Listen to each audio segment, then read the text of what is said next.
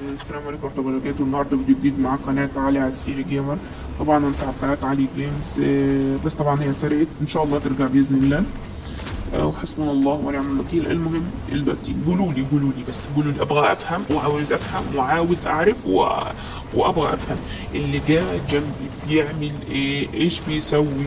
نفسي افهم يا ربي، انا ليش يعني ليه ربي بيرزقني بتيم كده؟ يعني مش طبيعي. حد يقول له ان في ضغط في رشاش حضرتك اضغط عليه. حسبنا الله يا اخي، والله اضغط، كان زمانك موتهم، حرام عليك.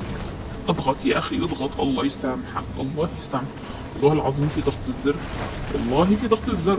يقولوا له انه في رشاش في السياره، يقولوا له عشان العالم دي هتشلني حرفيا. استغفر الله العظيم، وفي الاخر خسرنا الجيم. اه يا رب، الناس اللي زي كده مش